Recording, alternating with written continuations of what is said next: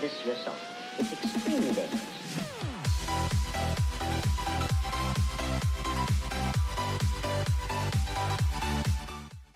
Eh bien, salut tout le monde, j'espère que vous allez bien. Aujourd'hui, on se retrouve pour le 12e épisode de la série Restauration de la 50 CR Honda de 1983. Donc j'espère que cet épisode va vous plaire. Bon visionnage à tous. Bon les gars, du coup, comme vous le savez, je vais changer la housse de selle donc de la 50 CR. Donc ce qu'il va falloir que je fasse, c'est que je vienne retirer avec un tournevis plat simplement toutes les agrafes qu'il y a tout autour. Donc rien de plus simple, pour retirer les agrafes, vous prenez le tournevis plat, vous appuyez un petit peu pour passer en dessous l'agrafe. Bon là, à une main, ça va être un peu la galère. Et puis ensuite, vous appuyez pour que l'agrafe ressorte. Donc là, je vais faire tout ça hors caméra, hein. Je vais faire ça tranquillement, au chaud. Donc je vais faire ça sur tous les agrafes tout le tour pour pouvoir retirer la housse de selle, puisque demain matin, je vais aller à l'atelier de Clemens Design et il va me poser la housse de selle neuve. C'est pour ça que je commence un petit peu à préparer le terrain, si je peux dire. Donc voilà, moi je vais faire ça et puis je vous montrerai une fois que j'aurai terminé de retirer toutes les agrafes pour vous montrer un petit peu comment ça rend en dessous la housse de selle, etc. Donc voilà, allez, à tout de suite. Bon, vous pouvez voir que là, j'ai déjà bien avancé. J'ai retiré les 3/4 des agrafes. Voilà, donc j'ai réussi à faire tout le tour. Il en reste juste une ici. Et puis, il y en a deux derrière ce petit plastique ici qu'il faut que j'arrive à retirer. Donc, je vais démonter que cette partie en plastique. Donc, il y a juste ces deux petits écrous à dévisser. Donc, c'est une clé de 7. J'ai été chercher ce qu'il fallait, du coup, dans le garage. Je vais dévisser ça. Je vais retirer les dernières agrafes et puis on se reprend juste après. Bon, voilà, j'ai terminé. Donc, la housse de selle, elle est retirée. Vous voyez que là, j'ai retiré les agrafes tout le tour. Ça va, ils se sont retirés assez facilement. J'ai pas eu besoin d'utiliser de pince. Oui, du coup, pour ceux qui galèrent un petit peu, qui a des agrafes qui cassent ou quoi, qui restent des petits bouts qui dépassent et que vous n'arrivez pas à les retirer, je vous conseille d'utiliser une petite pince. Ça vous permettra de pouvoir les retirer et que ça soit nickel en dessous de la selle. Moi, il y a juste ici qu'il y en a un qui a cassé net, mais il y en a eu juste une agrafe sur tout le tour, donc franchement ça va, j'ai pas à me plaindre. Je vais aller chercher une pince et je vais retirer ça. Et du coup la selle sera prête, je vais pouvoir ensuite amener du coup la selle avec la housse de selle neuve à Clemens demain matin du coup. Voilà, ça m'a pris une vingtaine de minutes pour pouvoir retirer tout ça. Donc j'ai fait ça tranquillement, je me suis pas pressé. Hein. Voilà les gars, donc là dans la suite de la vidéo, donc ça sera la prochaine étape chez Clemens Design. Donc demain matin pour moi, mais pour vous ça sera dans quelques secondes. Donc du coup ouais, je vais vous montrer quelques séquences quand je serai là-bas pour vous montrer un petit peu comment il va faire pour poser la housse de selle sur la selle tout simplement. Donc voilà, moi je vous dis à tout de suite.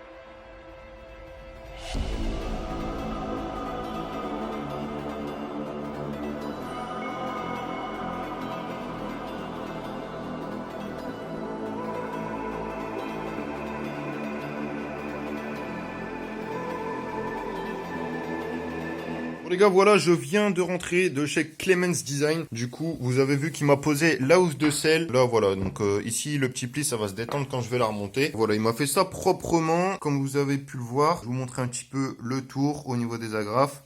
Voilà, c'est fait correctement. La housse de selle est bien tendue. Vous pouvez voir que c'est nickel. Là, ici, on a l'ancienne housse de selle. Donc, je sais pas si je vais la garder au cas où celle-ci, elle craque un jour ou bien... Ouais, je pense que je vais la garder quand même dans les pièces supplémentaires. On ne sait jamais. Et ici, il m'a donné du coup des autocollants Clemens Design. Donc, j'en ai 2 comme ça. Et puis, donc, j'en ai 4 comme ça. 4 grands et 2 petits. Enfin, 2 moyens, quoi. Vous voyez à peu près par rapport à la taille de ma main. Donc, voilà, ces autocollants, ils seront à gagner à la fin de cette vidéo. Donc, je vous invite à bien rester jusqu'à la fin. Bon les gars, là du coup on se retrouve dehors. Vous voyez que j'ai sorti la moto. Simplement vous voyez que là il manque donc toute la partie de la roue arrière. Là je viens de la sortir, la roue arrière. En fait mon frein arrière moi que j'avais à l'origine, il allait pas sur la jante que j'avais trouvée. En fait cette jante là c'est une jante de 60 CR de 1984. C'est exactement les mêmes dimensions, etc. Sauf à mon avis il doit y avoir un changement au niveau du frein arrière. Ça doit pas être le même parce que le mien il ne rentrait pas entièrement dans le moyeu. Donc ce que j'ai fait c'est que j'ai acheté simplement, plutôt que d'usiner le mien, j'avais pas pas trop envie de m'embêter à faire ça. J'ai acheté le frein arrière que possédait la personne qui m'a vendu la jante. Du coup, j'étais sûr qu'il allait aller dessus et effectivement, là, il rentre bien totalement. Donc, ce que je vais faire, c'est que je vais pouvoir remonter la roue arrière sur la moto. Ensuite, donc du coup, avec l'axe de roue, etc.,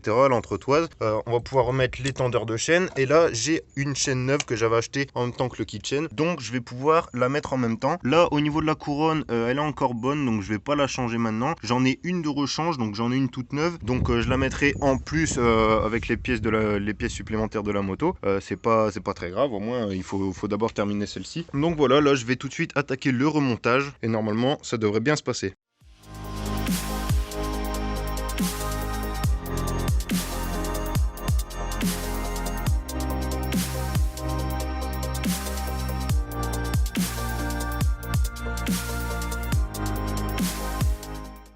Voilà les gars, donc la roue arrière est remontée, donc comme prévu, du coup elle tourne bien, vous pouvez voir. C'est nickel du coup avec le frein arrière là. Il va juste falloir que je la recule un petit peu. De toute façon je vais la régler la roue puisqu'il va falloir que je mette la chaîne. Donc il va falloir mettre du coup l'étendeur de chaîne, régler un petit peu la roue comme je vous disais pour pas que ça frotte non plus sur le pare-boue qui est ici. Donc, du coup voilà, je vais pouvoir aussi venir fixer la tige qui vient relier le frein arrière jusqu'à la pédale de frein arrière ici. Mais voilà, sinon dans son aspect général comment elle est à l'heure actuelle. Donc là à l'heure actuelle on est le 23 février 2021. Voilà dans quel état est la moto. Il va falloir que je repose la housse de selle, enfin la selle tout simplement, puisque comme vous l'avez vu juste avant, j'ai été la faire poser par Clemens. Donc voilà, je vais aller la chercher et la remonter sur la moto tout de suite.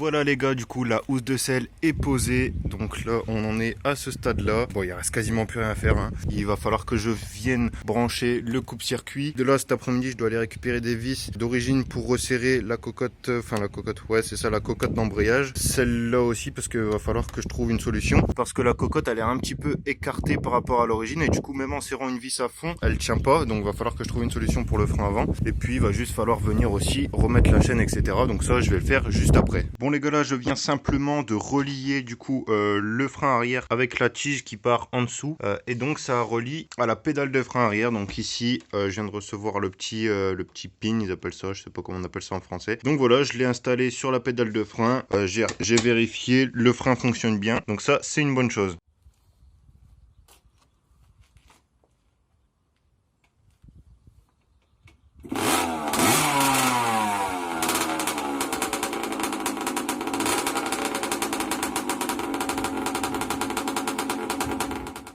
Bon voilà les gars, on arrive maintenant à la fin de cette vidéo, j'espère qu'elle vous aura plu. Donc comme convenu, je vais vous faire gagner les autocollants Clemens Design que vous avez vu dans cette vidéo. Vous avez dit que je vous les ferai gagner à la fin de la vidéo, je vais le faire. Donc il y a du coup 4 grands autocollants Clemens Design et 2 moyens. Donc vous avez vu un petit peu à quoi ils ressemblaient. Donc pour les gagner, il vous suffit de mettre un petit commentaire en dessous de la vidéo, de mettre un pouce bleu et de partager la vidéo. Il faut évidemment aussi être abonné à ma chaîne YouTube. Donc voilà, après même si vous voulez pas participer au concours pour pouvoir gagner les autocollants, vous pouvez quand même mettre un pouce bleu, un commentaire, partager la vidéo, etc., etc. Ça fait quand même plaisir et ça aide au référencement de la chaîne YouTube et donc de cette vidéo. Voilà, en tout cas, je vous remercie d'avoir regardé jusqu'à la fin. On se retrouve la semaine prochaine, samedi à 18 h pour le prochain épisode. Salut tout le monde et à la prochaine!